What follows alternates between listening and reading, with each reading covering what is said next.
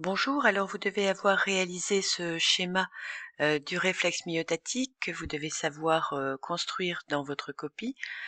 Et donc maintenant, nous allons examiner chacune des étapes, donc depuis le stimulus, l'étirement, le message nerveux, jusqu'à la contraction du muscle. Donc, schéma de votre livre un peu plus complet, puisqu'il comprend l'inhibition du muscle antagoniste. C'est-à-dire que le neurone sensitif exerce également une activité synaptique sur ce que l'on appelle un interneurone, et cet interneurone a un rôle inhibiteur. Il empêche ces neurones qui partent également dans la racine ventrale, mais qui innervent le muscle qui est en face du solaire, et donc l'empêche de se contracter pour avoir un mouvement possible. Donc petit 3, le fonctionnement de l'arc réflexe, avec dans un premier temps comment on passe du stimulus au message nerveux. Vous avez donc représenté précédemment ce récepteur à l'étirement. Alors récepteur à l'étirement, c'est ce qu'on trouve dans le mot myotatique. Myo veut dire muscle, tatique veut dire étirement. Donc littéralement, le réflexe myotatique, c'est la contraction du muscle suite à son étirement, à son propre étirement. Donc le stimulus, c'est l'étirement, et il va faire naître cet étirement un message nerveux, c'est-à-dire un message de type électrique que nous allons maintenant examiner. Alors pour enregistrer un message nerveux, on utilise un oscilloscope avec 2 électrodes. Et ces électrodes, si elles sont à la surface de la membrane d'un axone, on a une différence de potentiel mesurée entre les 2 électrodes qui est nulle, 0 millivolts.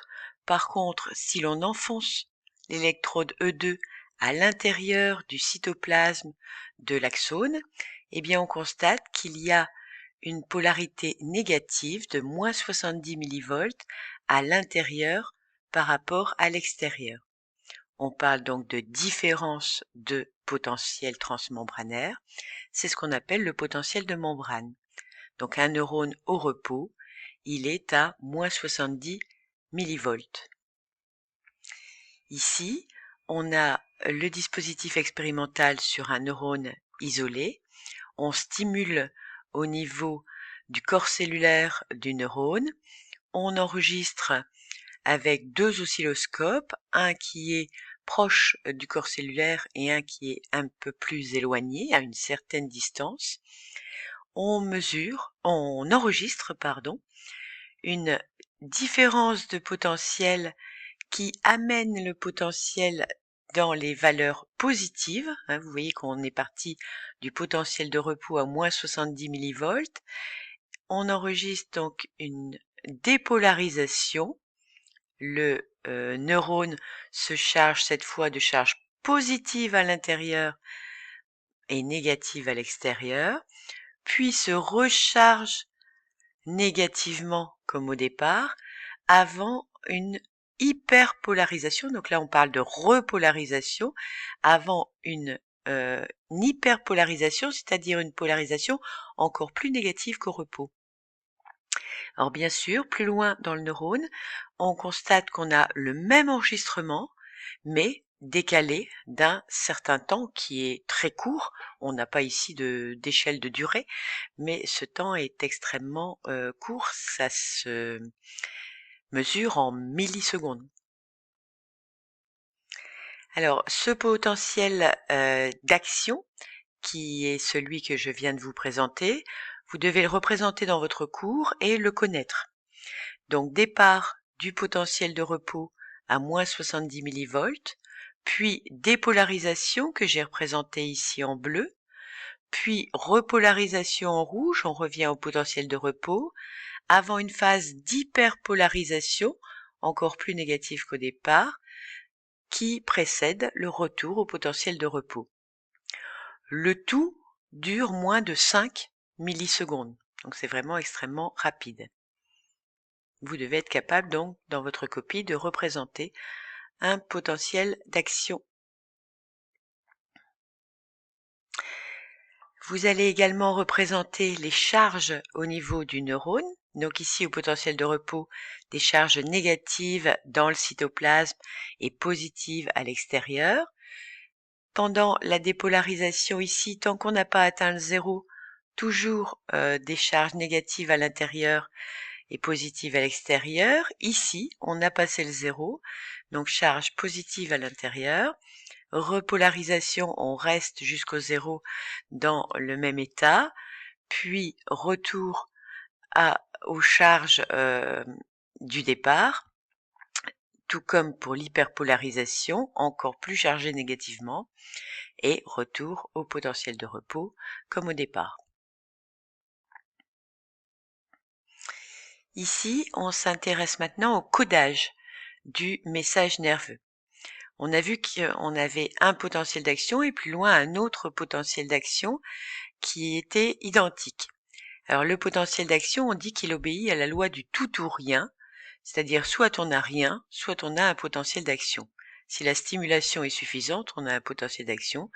Stimulation insuffisante, pas de potentiel d'action. Maintenant, si la stimulation a une intensité plus forte, donc ici on a 3 intensités de stimulation qui sont repérées ici par cette représentation. Alors, ce sont des milliampères, mais c'est pas indiqué.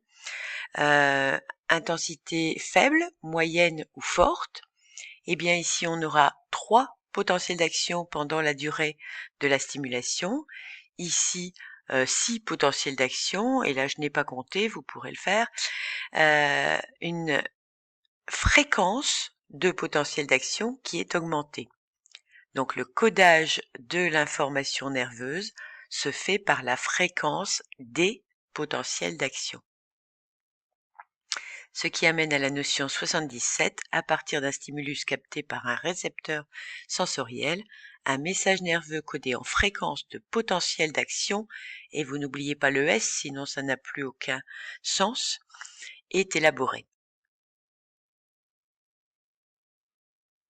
Deuxièmement, comment va se propager le message nerveux sensitif jusqu'au centre nerveux, donc le trait bleu que vous avez représenté sur votre schéma bilan.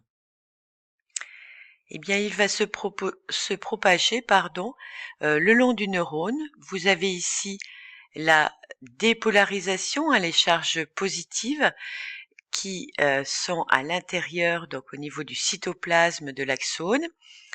Si on enregistre ici, eh bien là, on n'est pas encore dépolarisé, mais si on enregistre un petit peu plus tard, dans cette zone, on aura une dépolarisation, puis dans cette zone, puis dans celle-ci. Donc, on parle de propagation du message et non pas de circulation du message. Comme on le verra, c'est mal indiqué dans la notion que j'ai donc corrigée.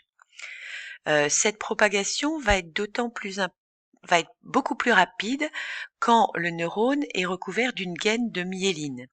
Parce que cette gaine de myéline, que l'on a représentée précédemment, elle est isolante. Donc les charges ne peuvent pas s'échanger au niveau de cette gaine, mais seulement au niveau des interruptions, c'est-à-dire les nœuds de Ranvier. Et donc ces nœuds de Ranvier vont être le lieu des dépolarisations, et la propagation du message va se faire de nœud de Ranvier en nœud de Ranvier, donc va se faire beaucoup plus rapidement. On parle de conduction saltatoire, c'est-à-dire par des sauts.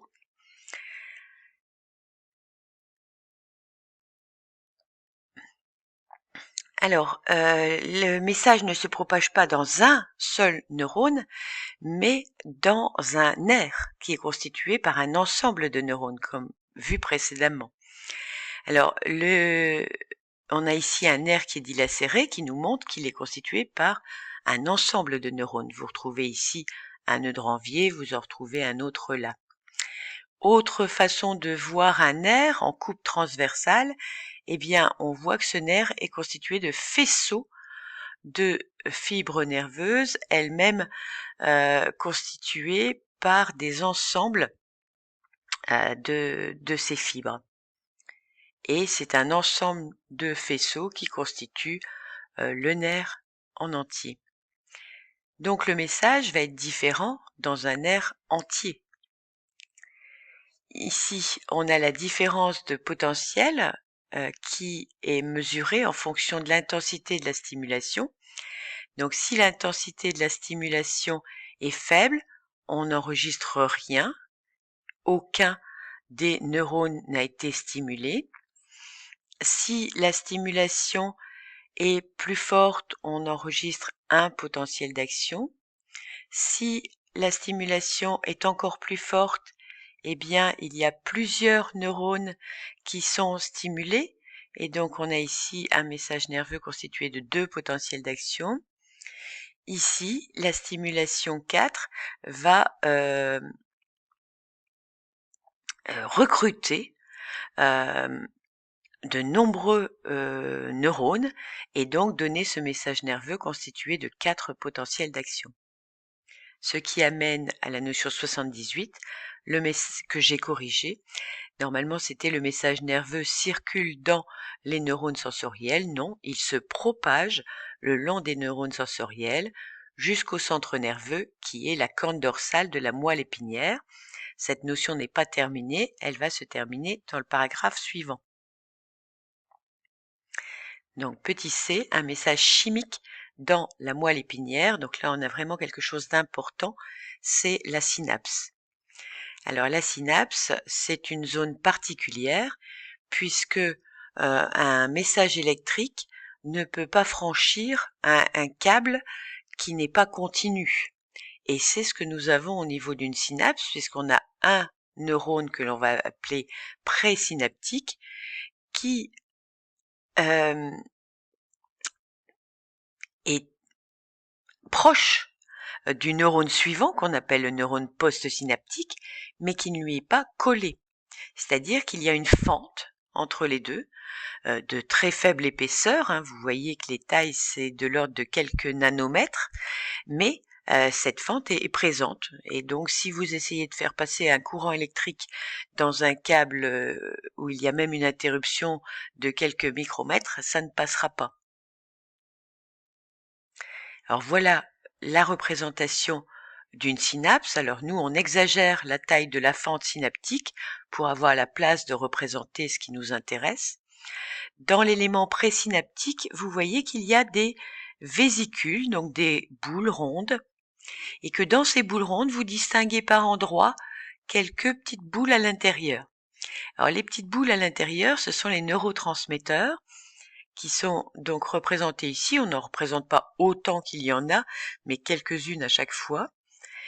Et l'élément postsynaptique qui possède, alors là on ne le voit pas, hein, il faut des études chimiques pour le déterminer, qui possède des récepteurs.